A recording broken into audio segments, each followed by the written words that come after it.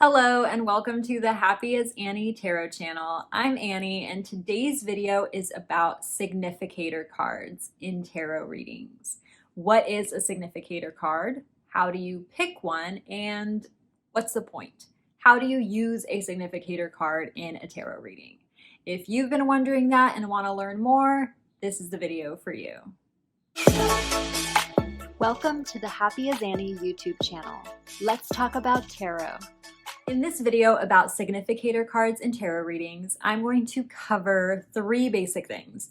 First, what is a significator card?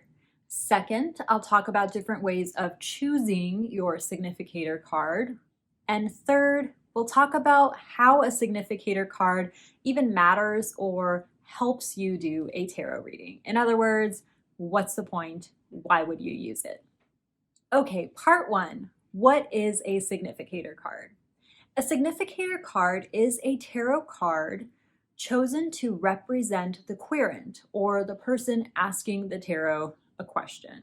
So if you're reading for yourself, you are the querent. So the significator card in that case would be a card that represents you. Now, most of the time, a significator card or a signifier card, which I've also heard it be called, is chosen from the major arcana or the court cards, or a combination of both. Now, why is that? Why don't we include the minor arcana in significator cards? Because the court cards very obviously represent people, and the major arcana represent archetypes, which are character types or major personality traits. So those cards are more suited to representing yourself or the querent if it's somebody else. They're more people type cards. The minor arcana, on the other hand, represent situations, circumstances, external conditions, stuff like that.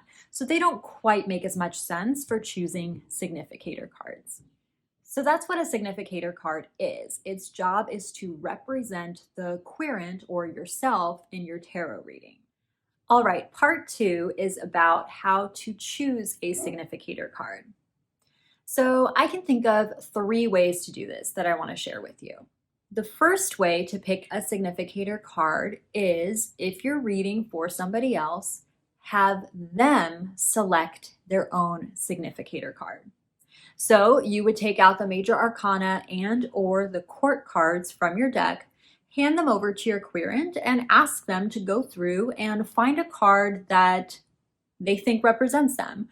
One that speaks to them, one that maybe even inexplicably resonates with them, one that looks like them, reminds themselves of them, however they want to pick it. Now, this is a great way to get to know your querent more if you're reading for someone else. After all, they're going to pick their card for a reason, right? So for example, if someone I'm reading for picks the Hermit and they just see the Hermit and they go, oh, yeah, this guy. Now, it doesn't matter if they don't understand the meanings of the tarot cards, right? But just on a layperson's level, I can make some inferences about what they might be feeling or how they might be thinking about themselves right now if they picked, say, the Hermit card. The Hermit card is a dark and moody card. The colors are usually gray and black. The person is by themselves. So if someone were to identify with the Hermit card right before I do a tarot reading for them, I might say, okay, this person's feeling maybe a little lonely, maybe a little down, maybe a little confused or lost. And that's valuable information for kind of channeling their energy and tapping into how you can help them and how to interpret the cards as they come up. And of course, if you're reading for yourself, which means you are the reader and the querent, then you would just go through the cards and pick one for yourself. That works too. Now, the second way to pick a significator card is for you to pick the card for the person you're reading for. A lot of tarot readers recoil at the thought of handing their deck to the person they're reading for, especially if you do a lot of reading for other people.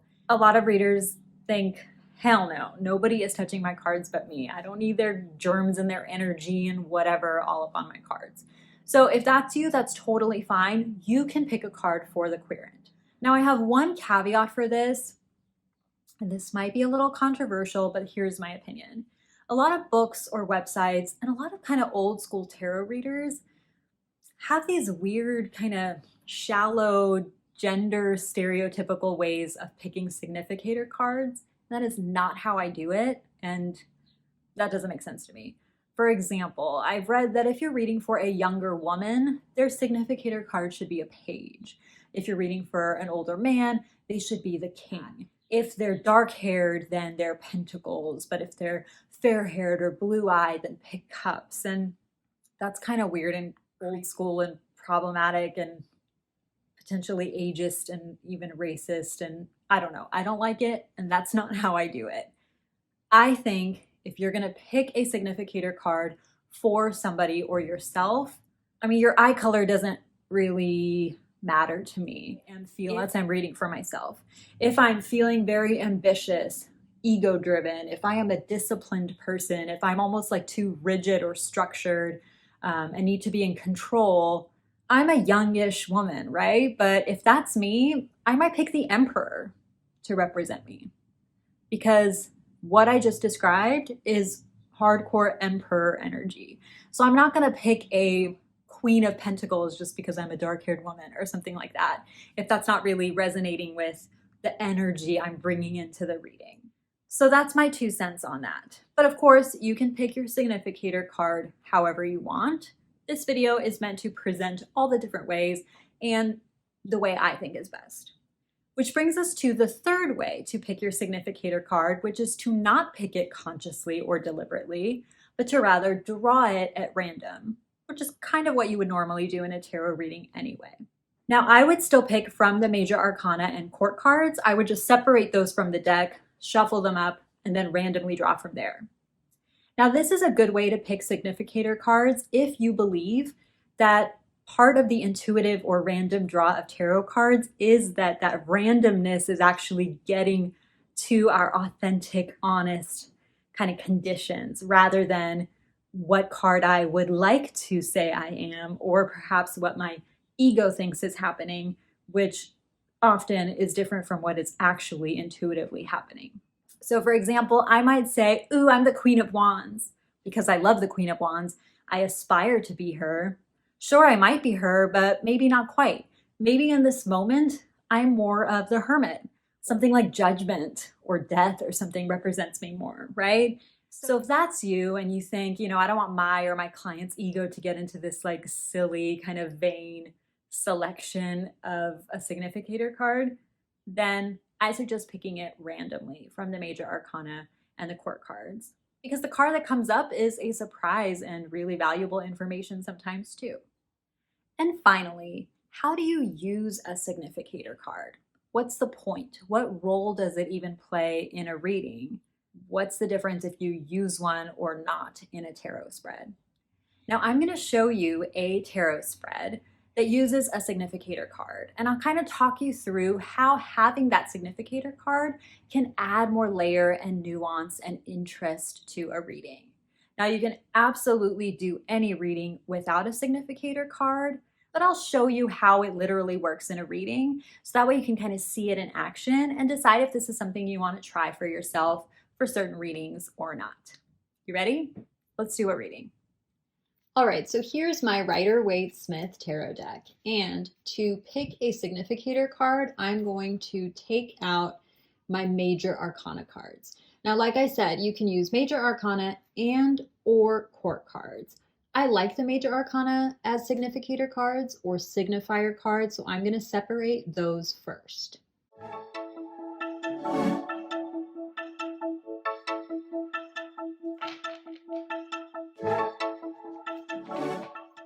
All right, so here are my major arcana cards. Now, in this demonstration, I'm going to randomly pick my major arcana card to be my significator. I like the random or intuitive pull for a significator card, so that's what I'm going to do. And just to show you the spread, this is what I call a 4-card check-in. So the top card selected from the major arcana is going to be your significator card, and then you have 3 other cards. The first card represents your physical realm. The second card represents your mental or emotional realm, kind of like an internal realm versus the external realm. And then the third card is going to represent your spiritual realm, or sometimes this can be considered some advice from your spirit guides, if that's something that resonates with you when you do your readings. So here are my major arcana cards only. I'm going to shuffle and randomly draw a significator card to represent myself. What? The world. So here's the rest of the deck. I'm actually going to add the major arcana back into it. So what I like to do is just randomly add it back into the deck and then do a nice big shuffle before I select my next 3 cards that I showed you in the spread. Okay, now that I have fully shuffled, I'm just going to start drawing from the top of the deck. Now, if you have questions about what's the best way to shuffle or how do you choose how to pick or draw your card, I have a separate video about that I will link to so you can check that out, because there are a bunch of different ways you could draw your cards for a spread. So here are my 3 cards. This is my physical realm. Here's my mental/emotional realm. And here is a card to represent my spiritual realm. Now, the world is the last card of the major arcana, so if that's my significator card right now, it means I've reached a culmination or victory or resolution or some kind of ending, and usually a positive one with the world. Maybe I just closed an important business deal. Maybe I just got married. Maybe I moved across country. Maybe I finally, hit an important healing milestone in therapy. So you're feeling great about something. You have reached some kind of successful endpoint or culmination. Now, because I'm using a significator card and this is the ending card for the major arcana, I immediately went to this 10. And in the minor arcana, the 10 is the ending, right? So this makes me think that the kind of resolution I'm experiencing right now is in my spiritual realm. So I know the 10 of Swords seems kind of like a scary card, but even the most painful endings serve an important purpose in that they are allowing you to release and let go of things that are no longer serving you, right? So right away, I'm seeing this commonality of endings here, and it's making me pay more attention to my spiritual realm right now. I feel like the spiritual milestone or success point I've reached is really important right now, and perhaps more important or causing a shift in my other 2 realms. Now, without this significator card, I might actually feel more worried or down about this. Do you see the difference?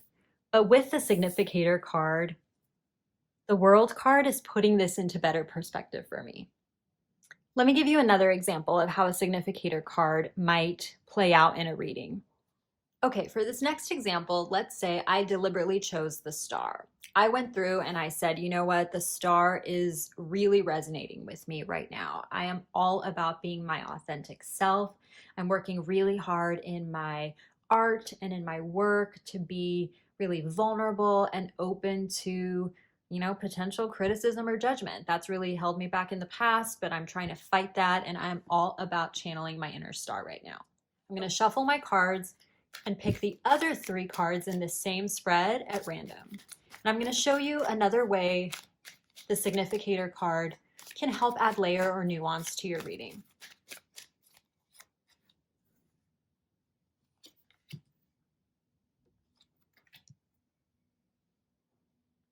Okay, so here's our new reading. The star represents me right now. This card, the world, is my physical realm. This middle card is my internal realm, so mental/emotional. And then this third one is my spiritual realm, or perhaps some advice from my spirit guides. So one other thing to pay attention to in your significator card is the direction you in this card are facing. So the star, like I mentioned, I picked the star because being really authentic, open, and vulnerable in my art and my work is really important to me right now. And what is the star facing? Looking at the direction the figures are going in can really help you. So this is facing my external world, right? My physical realm. Physical realm can be work, success, your external environment, perhaps your home. So since the star is facing this way, I take this as meaning yes. The star energy you're channeling right now is putting your focus in a good way in this realm, your physical realm. So you are going to experience a lot of fulfillment and some positive consequences due to the fact that you are channeling your inner star energy. Now, the converse is also true, right? The star kind of has her back turned to the spiritual realm. So depending on how you interpret this, you could say, seems like you're pouring too much of yourself into your work or career right now and kind of ignoring the spiritual side of things, whether your work is still aligned with your true values, which is especially important to think about if you're trying to be the star, right? So that's another way that the significator adds more informational value and more layers to your reading. Again, this spread works totally fine without the significator. And some people feel like a significator card is kind of weird or unnecessary, and that is totally fine. So if what you've seen in these example spreads has piqued your interest and you want to play around with the significator card, I highly recommend it. And then you can decide if ultimately you want to take it or leave it. So there you have it. What are significator cards? How do you choose them? And why you might want to incorporate them into your readings. If you liked this video, if you found it helpful, please give it a thumbs up and make sure to subscribe to my YouTube channel so you will be notified of all the future tarot content headed your way. Thanks so much for watching. See you next time.